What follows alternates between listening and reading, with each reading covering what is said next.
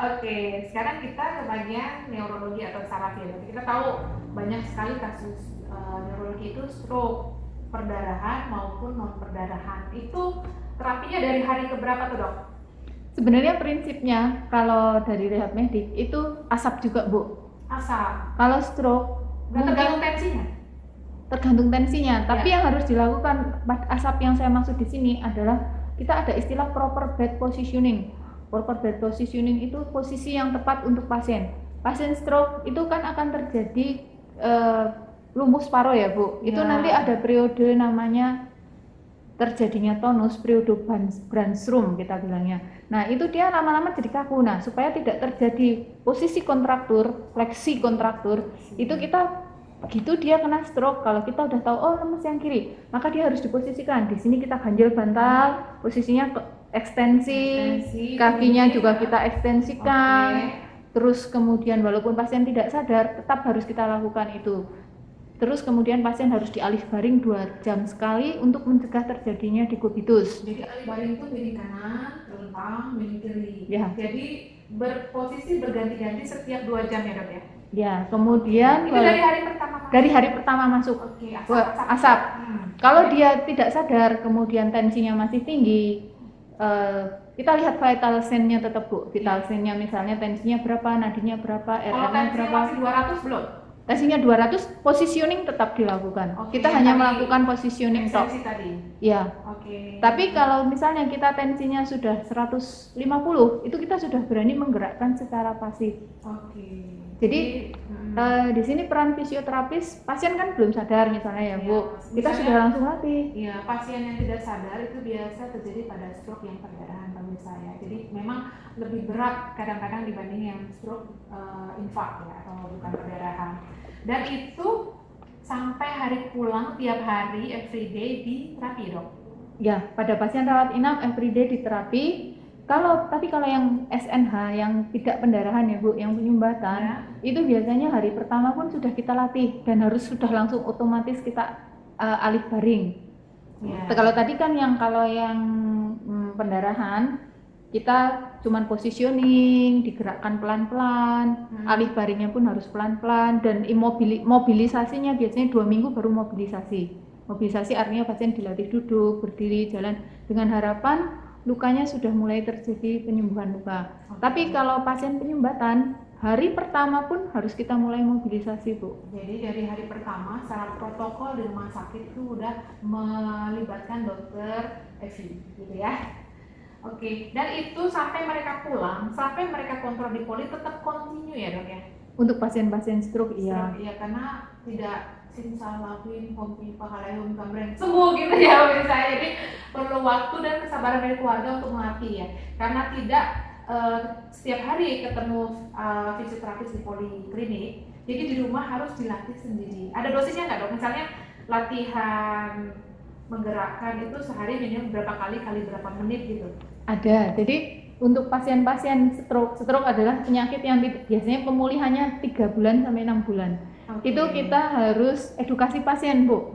Karena kalaupun misalnya pasien dibawa ke poli karena rata-rata kan tidak bisa berjalan, kan agak sulit ya Bu. Paling seminggu sekali kita edukasi ke keluarga pasien. Bu, diharapkan ibu di rumah juga punya tensi, karena kalau pas tensinya tadi seperti Bu Arin bilang 200, kita tidak bisa latih, pasien harus istirahat. Pasien dilatih paling-paling sehari 2 kali, kita gerakkan, misalnya tadi tangannya kita gerakkan ya Bu, kita stretch peregangan sampai kira-kira 10 menit, kita angkat. Kalau ngangkat juga harus maksimal sampai ke atas, karena kalau tidak sakit bisa sampai sini udah nggak sanggup, terus pelan-pelan harus diangkat sampai maksimal, karena kalau tidak yang akan terjadi adalah kontraktur. Bu Arlin mungkin sering lihat pasien posisi seperti itu ini. Berarti karena delay ya? Atau karena delay. Tidak mematuhi protokol, dia harus fisioterapis. Yang sering itu kan gini Bu, karena geografis di Wonosobo adalah desa. Jadi pasien kalau sudah pulang tidak kontrol.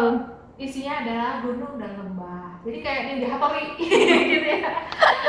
Mendaki gunung kan. Gitu lah pokoknya. Jadi karena rumah sakit di kota dan kalau pasien itu rumahnya di balik bukit, dan untuk mencapai pusat kesehatan itu mereka harus naik ojek, naik turun gunung, mungkin butuh waktu beberapa jam. Jadi kadang-kadang program kita nggak bisa berjalan dengan baik gitu ya dok ya? Ya, yang sering Ya. seperti itu, dan yang sering terutama kalau pasien seandainya dia tidak punya BPJS, apalagi itu pasca opnam itu biasanya di rumah didiamkan saja Bu. Oh gitu ya, jadi kasihan ya. Ya kadang-kadang dia nanti datang sebulan baru kontrol, atau kadang-kadang keterbatasan angkutan ke sini. Jadi masalahnya kompleks banget ya pemirsa ya. Kalau di bagian anak itu ada namanya pediatri sosial. Kalau di bagian dewasa nggak ada pemirsa. Jadi kalau pediatri sosial itu melibatkan banyak pihak supaya anak ini tetap bisa tumbuh kembang pasca mondok gitu ya. Karena anak itu kan kita harapkan nanti ketemu saya di usia dewasa itu sehat gitu. Oke, tadi udah kasus neurologi, bedah. Kalau bagian kebidanan kandungan juga ada nggak dok yang konsul? Kalau bagian kebidanan dan kandungan yang terbanyak adalah kasus agnesitis Bu. Agnesitis itu apa ya? Ya. Radang di Rongga saluran panggul ya? kandungan, bukan? Saluran kandungan. Ya. Saluran kandungan. Kalau rongga panggul koksitis ya. Koksitis Koksitis. ada juga kadang-kadang, tapi yang sering agnesitis adalah radang di saluran Itu kandungan. keluhannya gimana itu dok?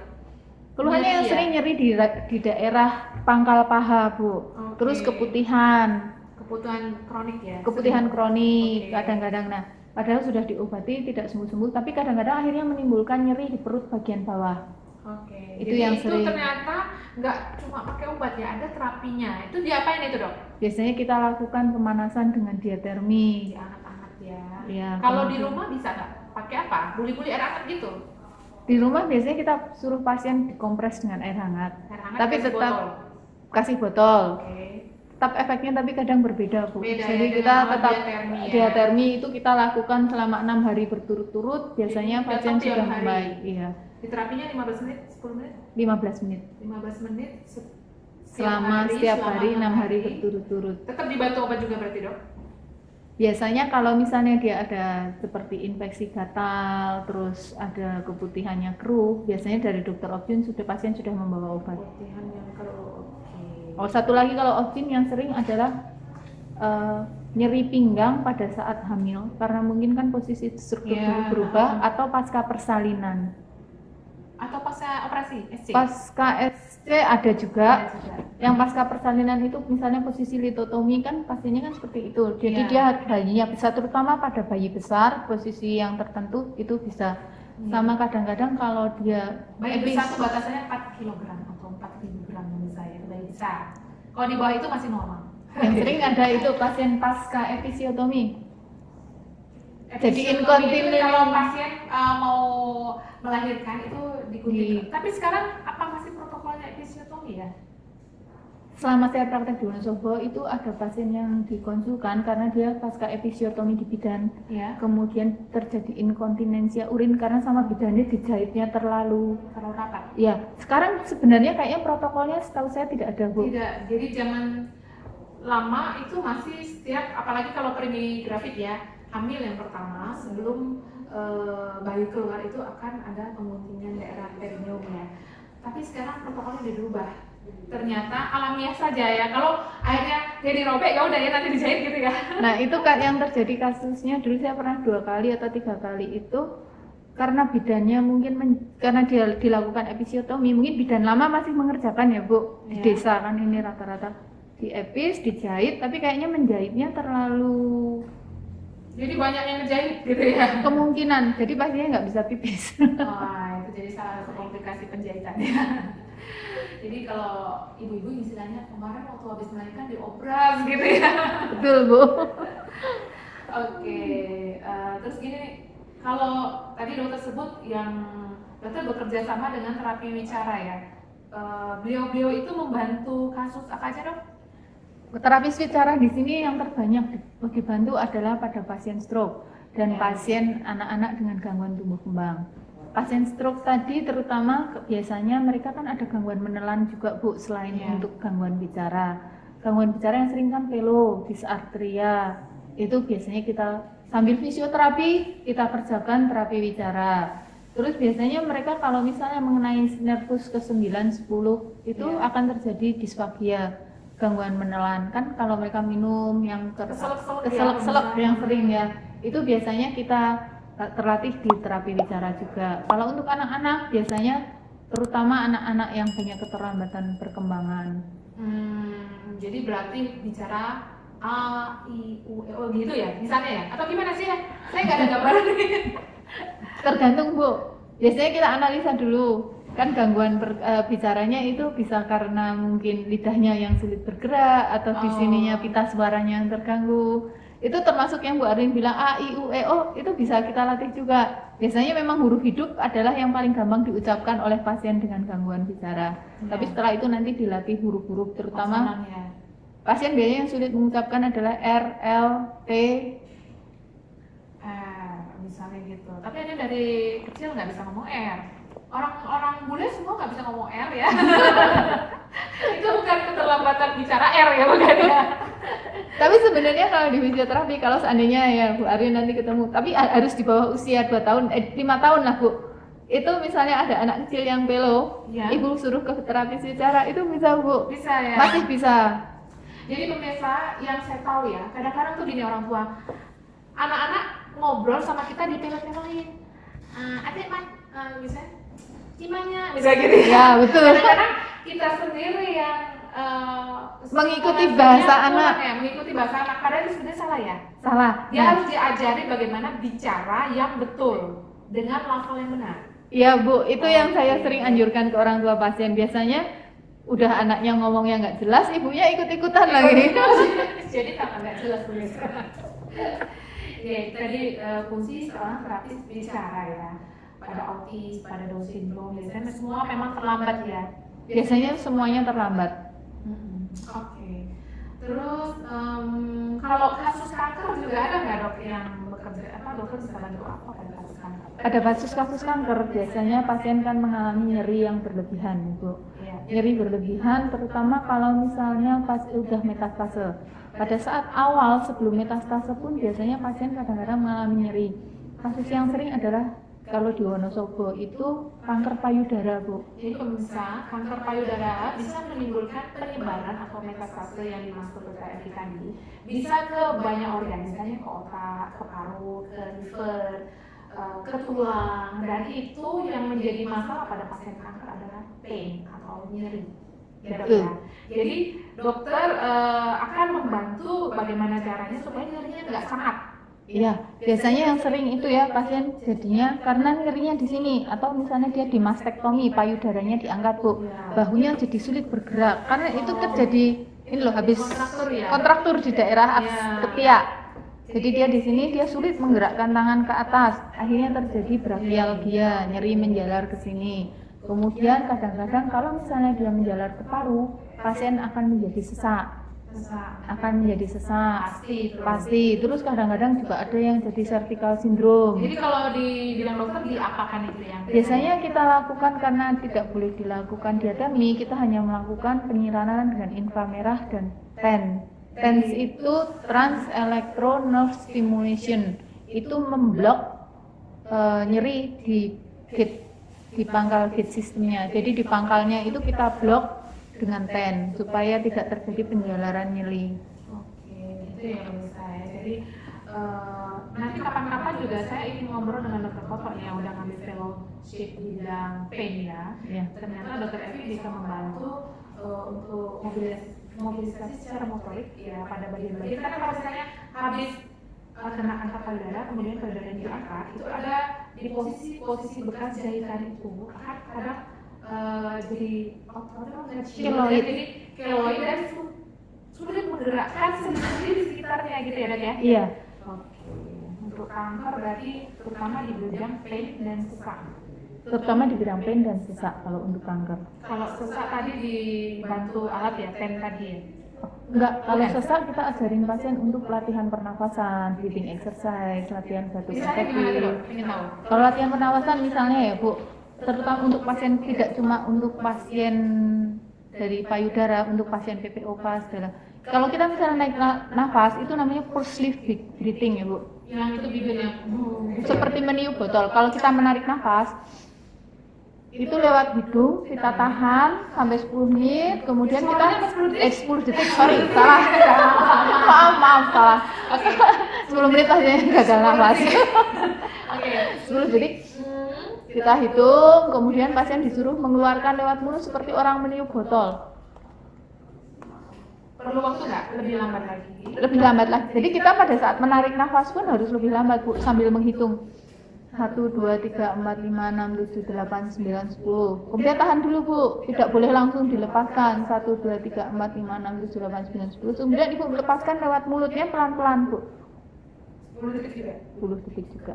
Itu diulang berkali-kali? Diulang berkali-kali. Nah, itu kalau Ibu mau latihan untuk pasien jantung, pasien PPOK, sebenarnya ada alat namanya triflow atau apa ya, biasanya kita bilangnya triflow, kayak mirip spirometer gitu. Ada indikasinya, pasien bisa meniup sampai angka berapa, Gitu. kapasitas maksimal parunya berapa. Nah, itu kayak tadi yang pasien pasca CABG, pasca operasi bypass jantung, Itu itu latihan tiup.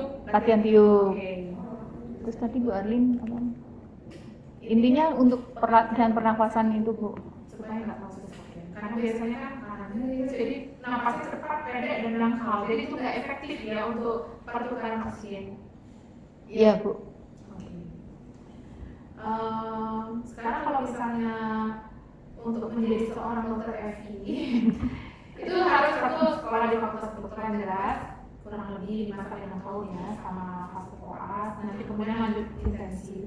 Buat adik-adik yang sudah jadi dokter ingin melanjutkan spesialisasi, bisa melanjutkan seperti dokter FI karena saya tahu nih jurusan SPKFR nggak banyak universitas yang mengadakan.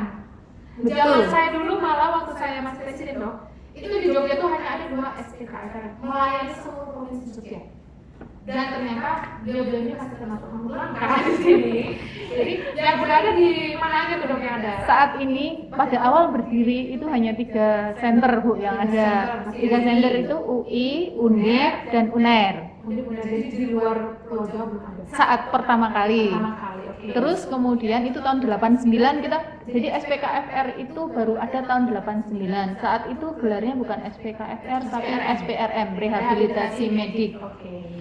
Dan pionir pertama itu semuanya pendidikannya tidak di Indonesia, tapi di Filipina, di Hungaria. Oh gitu. Ada yang kalau saya nggak salah ke Thailand atau mana gitu loh. Pokoknya intinya waktu itu para pendiri dikirim ke luar negeri, kemudian tahun 89 yang mendirikan pun bukan SPFM.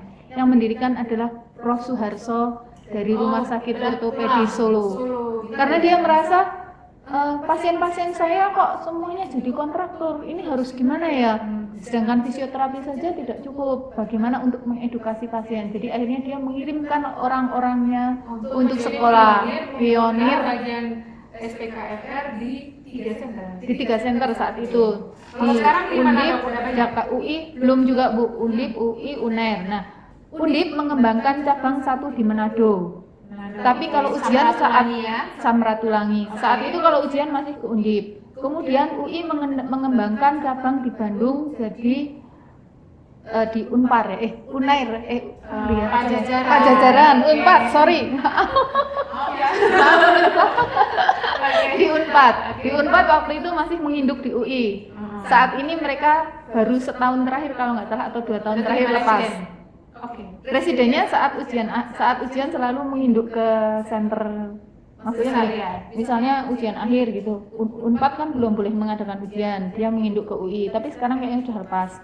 Dan sekarang baru setahun berdiri adalah Universitas Brawijaya Malang. Udah ada. Ya baru setahun, mungkin muridnya berarti baru 2 Kalau di Makassar belum ada dok? Di Makassar mereka belum ada karena kan itu ada persyaratan kalau membuat prodi ya Bu. Ya harus ada orang yang sudah SPKFR beberapa orang dan harus ada yang sudah S2, S3 dan ada syarat administrasi residensi di sana ya.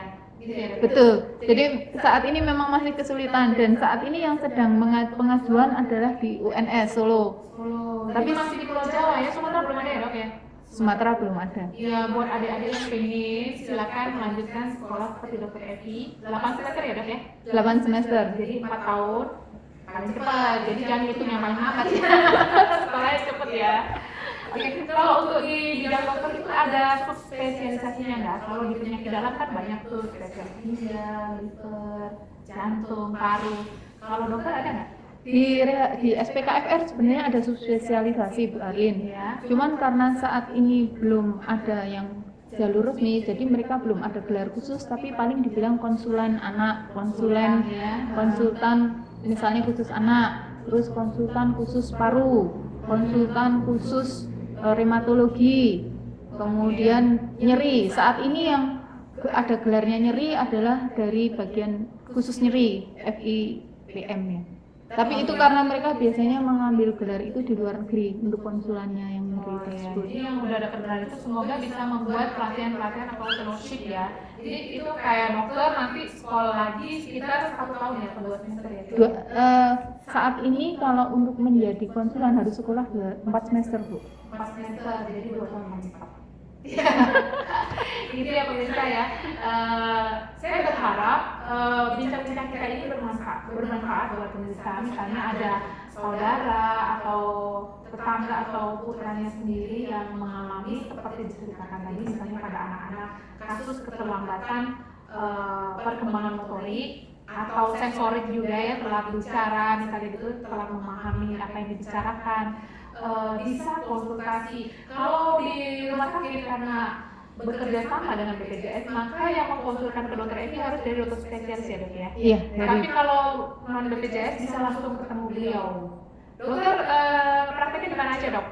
Saat ini kalau untuk di Wonosobo, terutama saya praktek di RSI ya Bu, tiap hari Selasa, Kamis, dan Sabtu. Walaupun Selasa, Kamis, Sabtu, tapi hari lain Poli tetap melaksanakan terapi setelah diselesaikan terapi ya dok? Iya, jadi ketemu saya hari Selasa, Kamis, dan Sabtu. Kemudian untuk pelaksanaan terapinya setiap hari ada dari Senin sampai Sabtu. Di RSI buka dari jam 7 sampai jam 5, kecuali Sabtu sampai jam 2. Oke. Kalau di praktek dokter ada kalau saya juga melayani Bu Arlin di Jalan Sumbing atau sekarang Jalan Jenderal Sudirman nomor 16, tapi sementara hanya melayani fisioterapi. Kalau untuk yang terapi bicara atau yang lain-lain belum. Jadi masih kalau ada yang perlu terapi bicara rujuk ke rumah sakit ya? Iya. Oke, jadi ya pemirsa ya. Saya kira, oh iya, saya ingin tahu gini, kalau bantu di bagian dokter apa aja tuh? Saya kalau di samping dokter pernah lihat masuk ke bagian fisika, dulu ada medik ya? Iya. Itu ada kolam renang, ada apa gitu ya? Itu untuk exercise pada pasien apa ya dok itu ya? Itu namanya hidroterapi Bu Arlin. Hidroterapi, jadi hidroterapi sendiri nanti ada Hubbard tank, ada pool terapi, ada untuk kolam renang kecil. Nah, kalau yang itu namanya pool terapi. Biasanya kita kerjakan untuk pasien-pasien dengan gangguan misalnya HNP, saraf kejepit, kemudian pasien-pasien stroke. Jadi maksudnya mereka disuruh berenang atau dapat tekanan air atau gimana kalau di sana? Tergantung sakitnya Bu. Untuk anak-anak pun untuk cerebral palsy bisa. Kalau seandainya kayak misalnya pasien dengan stroke atau pasien dengan itu, biasanya kita suruh masuk dulu. Kalau misalnya kayak stroke, kita masukkan dulu, kemudian kita latih di air. 1 pasien 1 terapis, karena pasien harus diawasi. Jadi maksudnya masuk di air itu duduk? Pasiennya biasanya didudukan di kursi khusus, kayak ada kursi khusus gitu, dia masukkan ke dalam, kemudian dilatih di dalam air. Kenapa kalau dilatih di dalam air lebih gampang? Karena tidak ada gaya gravitasi. Tidak mau gravitasi, jadi lebih gampang. Jadi itu lebih maksudnya gampang. basah sampai misalnya yang dilatih lutut ya. Jadi lutut itu basah terendam dalam air ya. Lututnya basah harus masuk ke dalam Harus air. masuk. Karena Sampai ini pinggang gitu misalnya. sampai pinggang biasanya. Oke. Kalau itu kita semprot. Kalau semprot itu kan itu untuk ini juga whirlpool ya namanya. Kayak kumparan gitu, ada arusnya. Itu kayak Memberi tekanan, pijetan kepada pasien. Itu Nah, kasus apa? itu biasanya pada pasien yang nyeri-nyeri atau pasien stroke sendiri kan dia biasanya juga karena dia ada kontraktur, biasanya kan jadi nyeri ya Bu, kan lama tidak bergerak. Biasanya kita semprot dulu, nanti baru kita latih, dan airnya biasanya hangat. Biasanya juga mau tuh, cuma di Wonosobo belum ada ya dok ya? Belum ada, waktu itu di RSU kayaknya mengusulkan tapi Tempatnya nggak ada. tempatnya nggak ada. Kalau ada saya mau. Kemudian kolam renangnya bisa naik turun Bu, biasanya Bu. Oh, jadi kan ada pengatur ketinggian air. Nah, Ada kalau mengatur sih ketinggian air. kedalamannya kan mungkin berapa ya, dibuat 1,5 meter?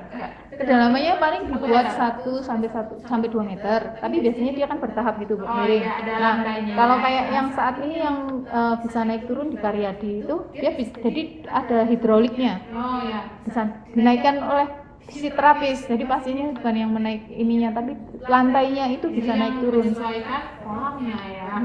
Bukan orangnya. Anak-anak sipi itu dilatih di kolam. Kayaknya semua orang mau main air ya. Jadi kalau Bu Arlin punya pasien sakit pinggang, sakit lutut, itu olahraga yang dianjurkan adalah berenang atau bersepeda karena kalau tidak nggak bisa berenang tenggelam nanti dok. bergerak di air ininya Bu. Gitu ya. Tidak berenang. Berenang itu terutama untuk pasien nyeri pinggang. Tapi kalau misalnya kalau dia bergerak di air kan biasanya pada pasien OA terutama ya Bu, itu kan biasanya karena gaya gravitasi kan. Dia bertambah gemuk. Kalau dia berjalan jauh dia nyeri. Kalau dia naik turun tangga tambah nyeri. Kalau jalan di air nggak sakit. Kalau jalan di air tidak. Gitu. Jadi menyembuhkan ya. Jadi Menyembuhkan. sarannya adalah sering-seringlah berenang.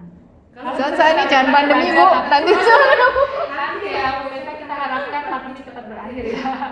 Ada lagi nggak dok yang ingin disampaikan?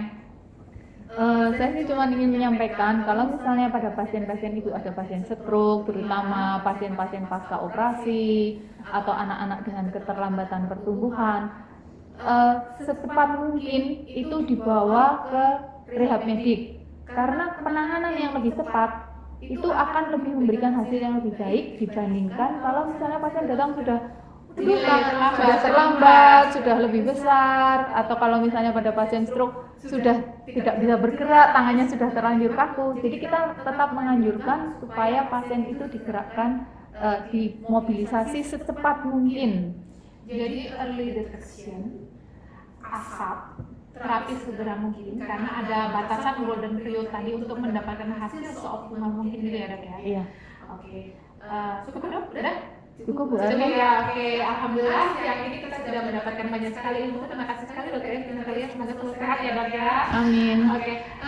Pemirsa jangan lupa subscribe, like, and share, dan kasih komen. Biasanya kita mau bahas tentang apa lagi. Dan kalau ada ingin pertanyaan ke dokter Evi, kita tulis di komen nanti. Saya tanya dokter Evi jawabannya apa. Boleh Bu. Oke, mungkin untuk pertemuan pertama perkenalan dulu dok, mungkin akan membicarakan hal yang lain. Kita belum tahu nanti lihat kondisi ya dok, yang mungkin ada yang sesuatu yang menarik untuk dibicarakan kita undang dokter keberatan ya. Enggak Bu. Oke, saya itu pemirsa, semoga pembicaraan kita ini bermanfaat dan wassalamualaikum warahmatullahi wabarakatuh. Salam safety. Oke. Mbak Nana akan memperagakan cara berjalan jika seandainya ada terjadi fraktur di paha.